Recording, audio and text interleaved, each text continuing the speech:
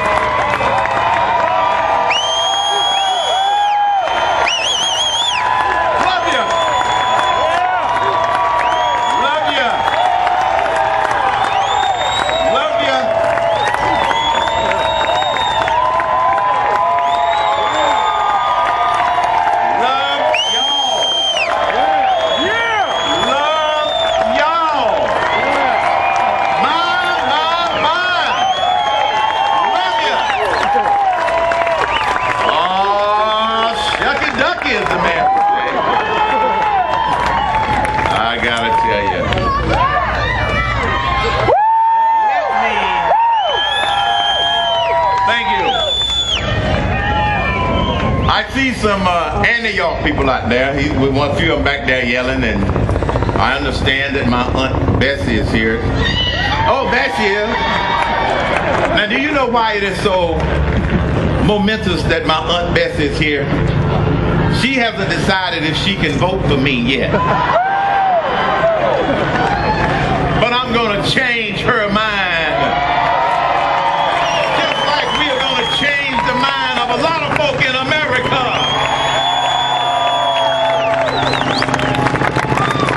I want to thank all of you from the absolute bottom of my heart for you being here. Because there were some skeptics, as you know, who didn't think anybody would show up for an announcement for me. And the last time I heard, there are 15,000 of you all right here. Olympic Park.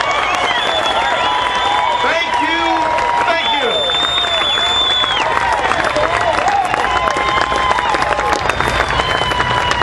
You know, it has been this kind of encouragement that has gotten me to this point. And it is this kind of encouragement that I believe and I know is going to take us to where we are trying to get to. You know, many of you know that I grew up right here in Atlanta, Georgia. Right here in Atlanta, Georgia. I stand in the shadows of my upbringing. I stand here today as the son of a chauffeur and a domestic worker who taught me and my brother three of the most important values we could have ever learned. Belief in God,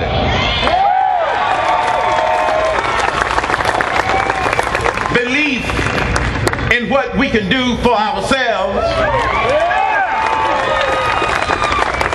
and belief in this exceptional nation called the United States of America. Believe in it.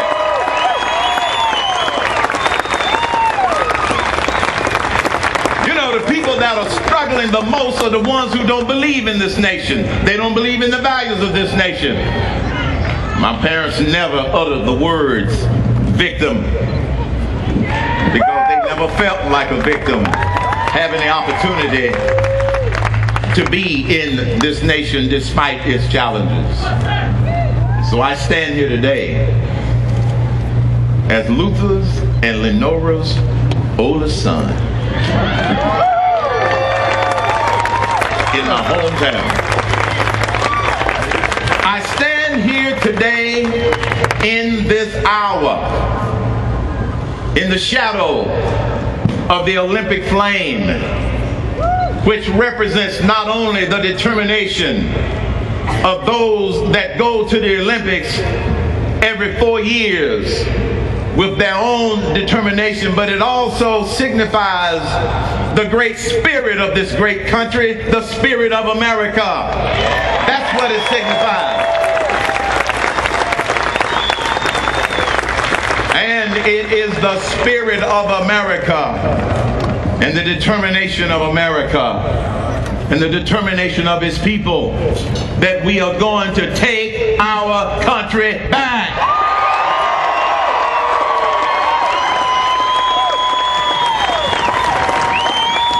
We're going to take it back. This day, this hour, in the spirit of America and the spirit of the Olympics here in this park. When people go to the Olympics every 4 years, they don't go to the Olympics to come in second. They go to the Olympics to win. And you see, just like the spirit of the Olympics, number 2 is not in America's DNA. We don't do number 2.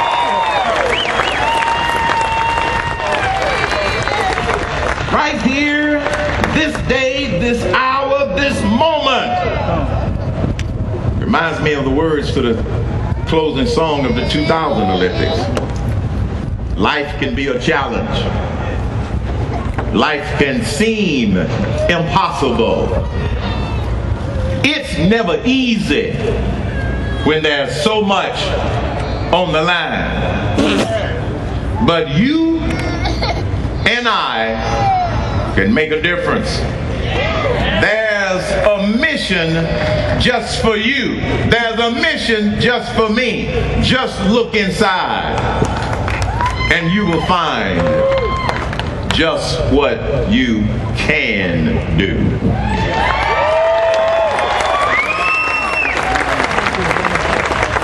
Right here, this day,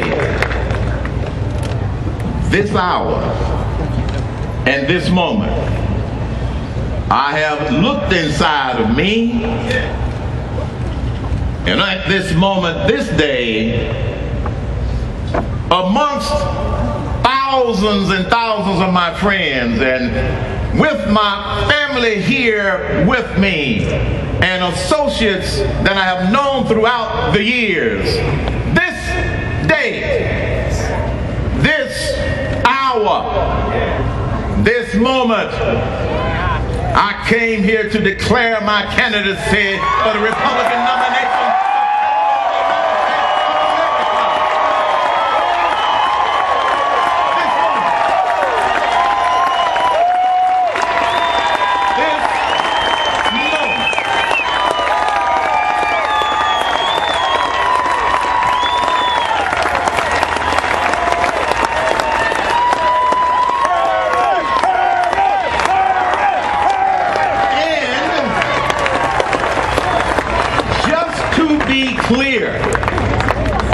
Just to be clear,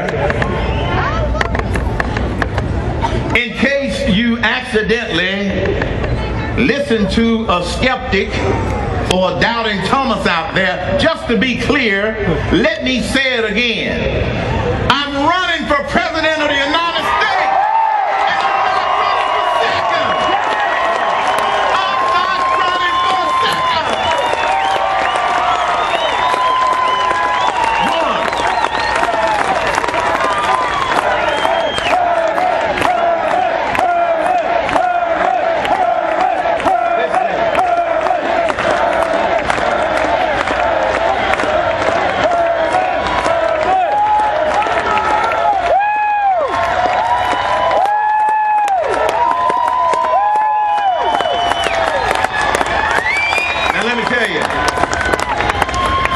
Because I've had reporters ask me sometimes, well, are you running just to get attention and maybe come in second or maybe to get a cabinet position? I said, you don't know very much about me. You don't run for second. I don't run for second. I'm running to be number 1. Now let me tell you some of the reasons why I am running for President of the United States.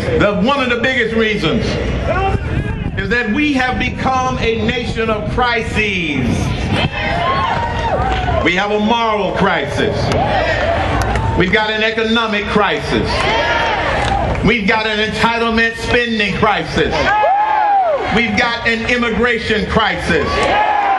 We've got a foggy foreign affairs crisis. And we've got a deficiency of leadership crisis in the White House.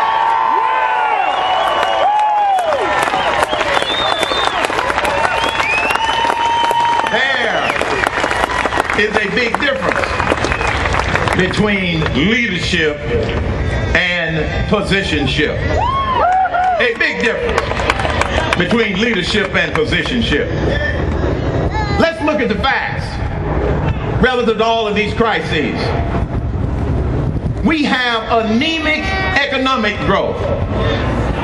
In the first quarter of this year, our GDP only grew by 1.8%. That is anemic, especially when China is growing at 10% compound. And if we don't increase our growth rate, they're going to be as big as we are in 5 years if you take out the differences in exchange rates. And like I said earlier, if we allow China to become as economically powerful as us, you know that they are going to try to develop their military might as big as ours. And I don't know about you, but I am not going to allow America to be number 2 in the economy or number 2 militarily, not on our watch. Not on our watch. We are a nation of crises. Look at the facts. Don't listen to the rhetoric. A 9% unemployment rate with nearly 15 million people out of work. 47 million people on food stamps. That's 14 million more than there were when the current occupant of the White House took over. $4 a gallon for gas. And it's not over yet. $1 trillion in spending to stimulate the economy, and it didn't stimulate diddly.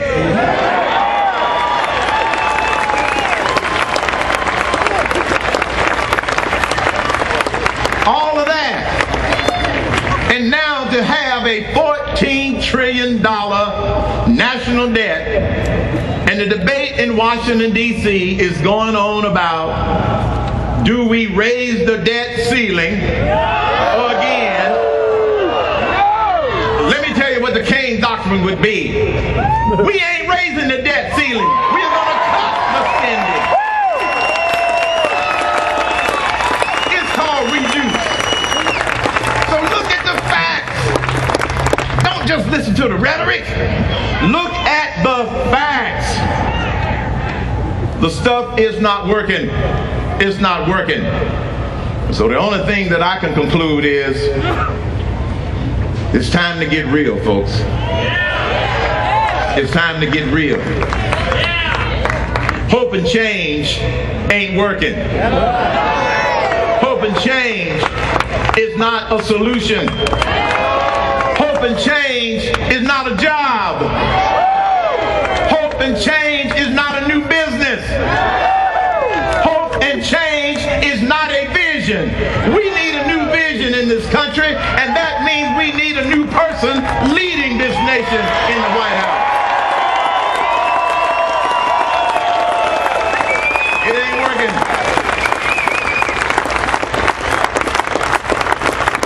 Now I want to ask you a few questions.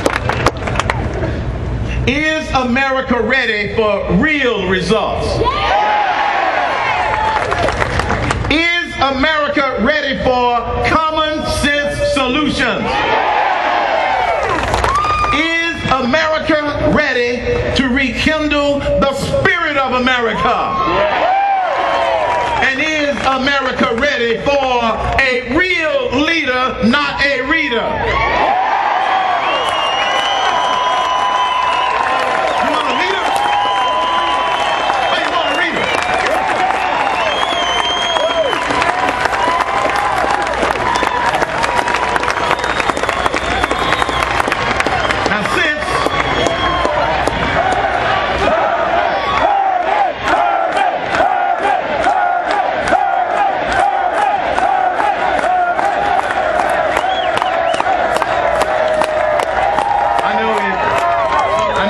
some people to connect the dots on that last statement.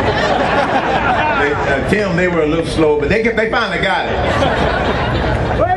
Now, since you answered yes to those questions, let me describe our new vision. I don't call it my vision. My job as the leader is to define it, tee it up, share it with you. It becomes our vision. Because you know what? I can't do this by myself. This has to be our vision, not a political vision, not the agenda of one person, but it has to be the agenda of the people of this country. I call it our vision. And in order for us to be able to achieve and make reality out of our vision, we're going to need some new plans, set some new priorities, and certainly get some new people around the president, this president, that are much better than the one we got in terms of the vision. Our new vision, real economic growth, not anemic growth, and in order to do it, we've got to lower tax rates for corporations and individuals. We've got to suspend taxes on repatriated profits. We've got to take the capital gains tax to zero. We've got to give the workers of America a real payroll tax holiday, and then put a bow around it and make the tax rates permanent. Would be economic growth. Our vision, a real energy independence plan, a real one, not one that somebody just reads off of a teleprompter. No, a real one. One of the things that's so frustrating about it is that we have the resources to become energy independent. We simply need to pull the resources together in order to make it happen. That's our vision. You know, I will never go to a foreign country or Brazil, loan them money, and then tell them we are going to be their best customer.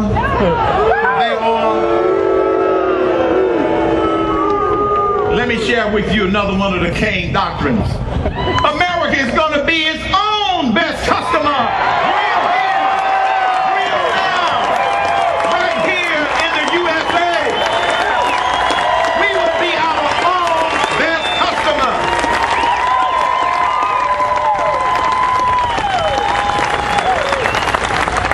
And as President of the United States, I'm going to make sure that we are our own best customer when it comes to our energy needs and our energy resources. It's not that we don't have the resources. We just got too much bureaucracy that keeps getting in the way. Our new vision means immigration through the front door and not through the back door, not through the side door.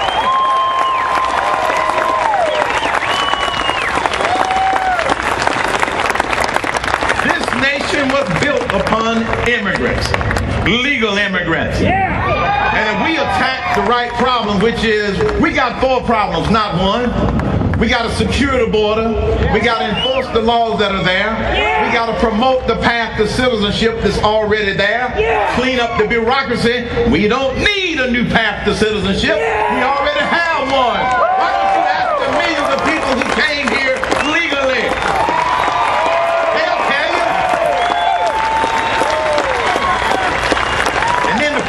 That we have to do in order to deal with the illegals that are already here. The federal government is not going to solve the problem. In our new vision, we will empower the states to solve the problem of those that are here. That's how we take care of that problem.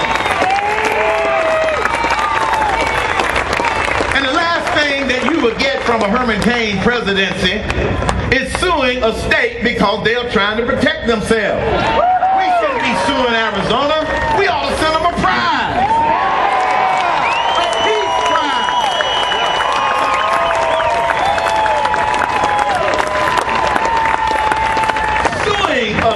state of the United States of America, there's a major disconnect. Our new vision, real energy economic growth, real energy independence, immigration through the front door, not the back door, the side door, and then real clear foreign policy.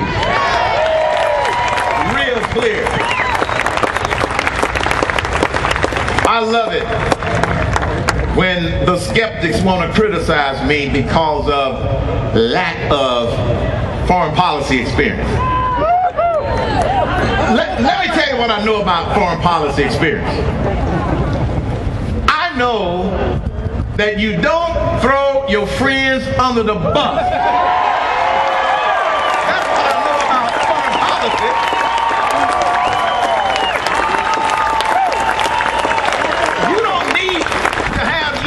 In the State Department to figure that out.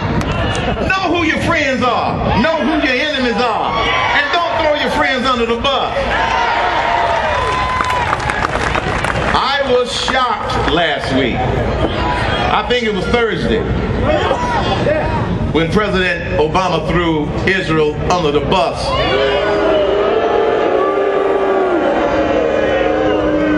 Let me tell you what the Cain doctrine would be relative to our friends, and I'll share with you later my doctrine relative to our enemies. I got some stuff for them too. But relative to Israel, that most of us have appreciated the relationship for decades, the Cain doctrine to the world would simply be, if you mess with Israel, you're messing with the United States of America. Don't mess with us. Is that real clear? Is that real clear? That's what I mean by real clear foreign policy. Know who your friends are. Know who your enemies are. And it's our new vision. It's not the establishment. It's not the politicians.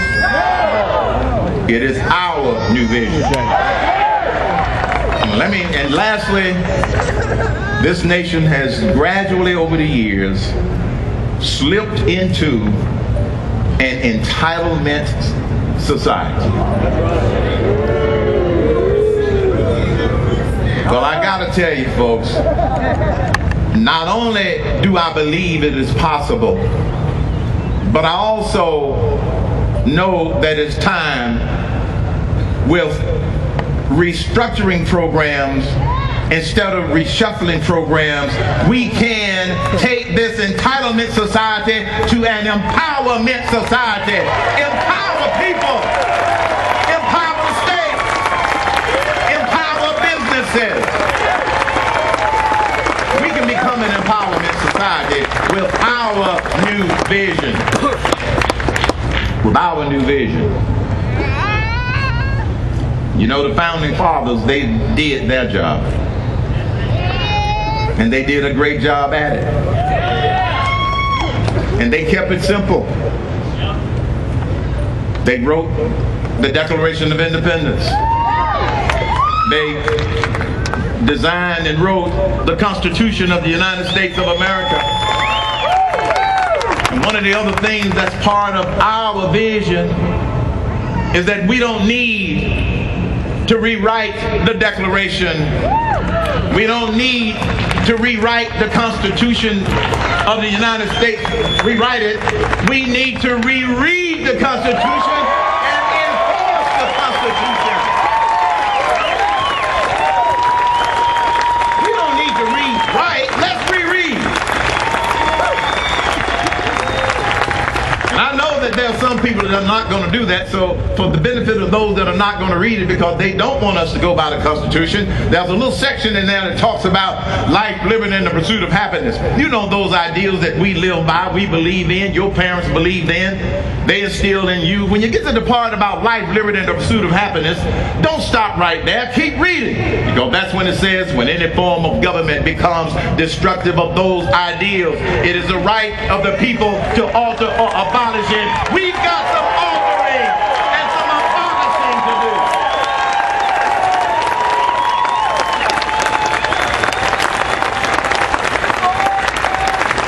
In 2012, we are not only going to keep control of the House of Representatives, we are going to alter control of the United States Senate and take it back. And in 2012, we are also going to run the trifecta and alter the occupant of the White House with a new president.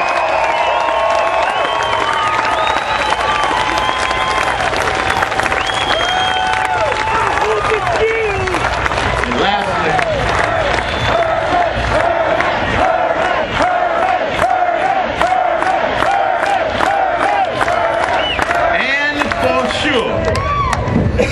we're all going to have to work a little harder. We're going to have to work a little smarter. We're not going to convert everybody over to our conservative way of thinking. We're not going to sell everybody on our new vision with new leadership, new people, new ways to think about it. But as a good friend told me once, all you can do is save the savable. You know what? Between November now and November 2012, I think I'm going to save my Aunt Bessie.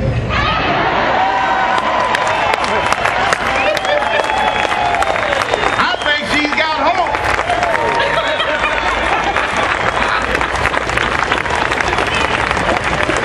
We got a lot of work to do, folks, but I believe we can do this. If I didn't believe we could do this, I wouldn't be doing it. So we all got to do a little bit more. We all got to work a little bit harder in order to take back this country. It's going to be tough. I'm up for the fight. I'm up for the challenge, and I know that you are too.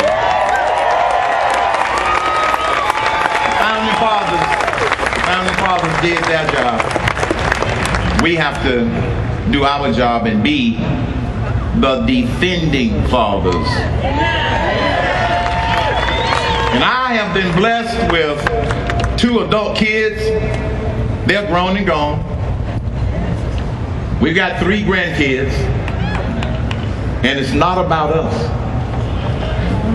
It's not about us. And I know that everybody here feels that way. And from me traveling all over the country and talking to groups day in and day out, town hall meetings, large rallies, big rallies, small rallies, the message has been consistent. It's not about us.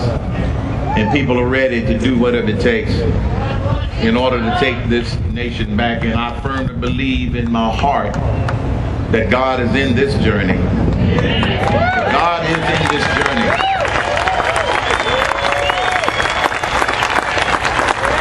And in November of 2012, the day after Election Day,